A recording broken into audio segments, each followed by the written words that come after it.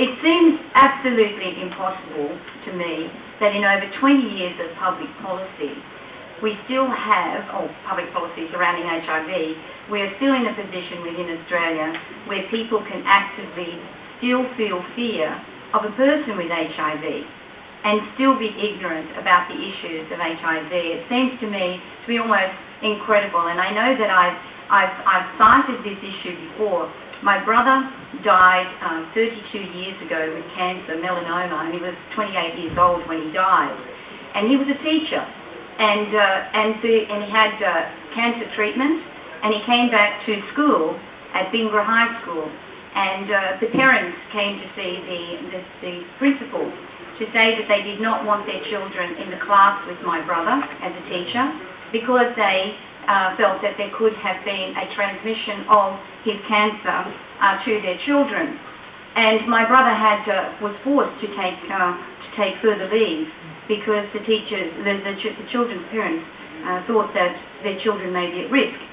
Now, if you said that today, that somebody might be discriminated in that way in cancer, you would laugh. You would say that could not possibly have ever happened. But it most definitely did happen.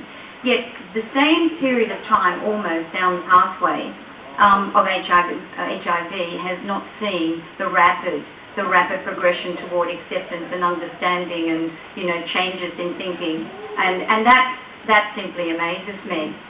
I go to many Rotary clubs and many community organisations, and I speak continually of HIV. Now, in some areas, this is quite an uncomfortable conversation for me to present to.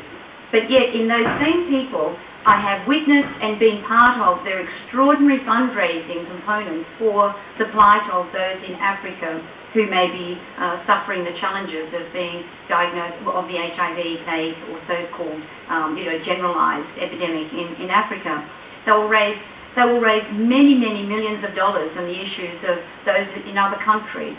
But those same people, if there was a known HIV person in their own local community, would perhaps cross the road without, before giving that warm welcome and that hand of friendship to somebody locally known to be living with HIV, which I find just a little bit difficult in regional areas. And when you have, you might wonder, well, why would anyone be embarking upon this path of looking at putting together this publication?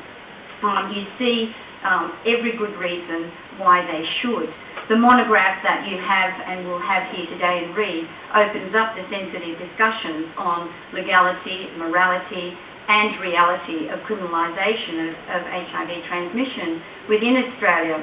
And it brings together the views and the policies and the general discussion points from a wide range of people, including experts in the field of HIV, and it has obviously been a labour of dedication and commitment by all of those who've been involved, and particularly I mention John Room and Sally in this.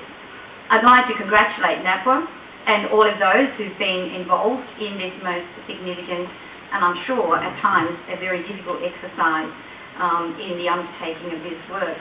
And again, I say, some may wonder why it should happen, that people should be thinking along these lines, to think that it is important to have such a documented discussion.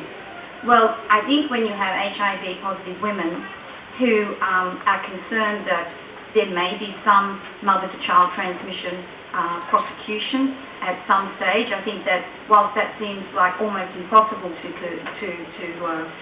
the concept of that is almost impossible, it is in fact in many women's minds. And then we have couples who have been in mutually consensual relationships where HIV disclosure has... Standing Committee on Climate Change. No, see, nobody's coming to the Climate Change Committee either, because they wouldn't have to keep announcing it. Committee Room 1R4. Thank you. Okay, so we go on to when you have couples with mutually consensual relationships where HIV disclosure has been transparent, to then see a prosecution, should transmission ultimately happen, is indeed a problem. When people who may suspect that they may have acquired HIV do not present for testing or diagnosis because of uninformed fear and uncertainty and of the possibilities of prosecution, then I think it really is time to have this discussion. And when somebody very, very close to me, who's just been recently married, who's not really familiar with Australian laws, and has been reading some of the issues of criminalisation, when she said to me that there was going to be no sexual contact between her and her partner, ever. Then I looked and I was like, why? Because she did never want to be imprisoned, because she is the mother of a child, and because she had chosen to marry a person who'd been in her life for almost all of her life. It was a very sobering thought to me and a very sobering conversation. Well, and is that being too dramatic, in speaking about this? Well, I don't think so, because I think there's many HIV positive people across Australia who wonder and consider and have this hanging over their head. I find it unacceptable that, added to the many challenges and impacts of the diagnosis of HIV that it brings to people, that they must also deal with the uncertainty and the fear of criminalisation that may hang over their heads. It seems that it's now become the norm, and from reading through as much as I can in the short time that I've had it, the monograph, that the onus appears to be on HIV positive people to be responsible for the partner's sexual health. I think the question needs to be asked: is that fair? Is that reasonable? That people can generally abrogate their individual responsibilities for their sexual health and instead make others responsible. I think it's most definitely time to have this discussion on the issues that are raised within the pages of this publication. And it is sad to say that our Louise and I our call for all decision makers to get engaged in this is sort of going to go to you guys. But be assured, we will be making this call.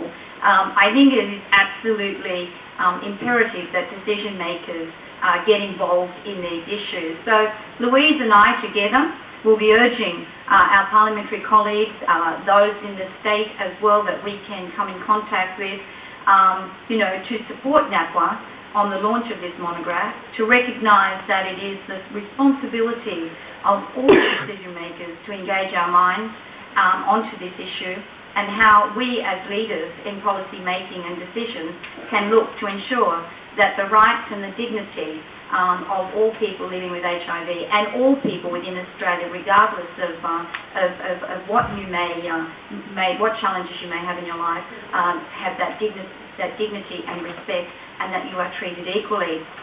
So, with having said those words, can I say again to NAPWA, congratulations to all of the people who've been involved in this.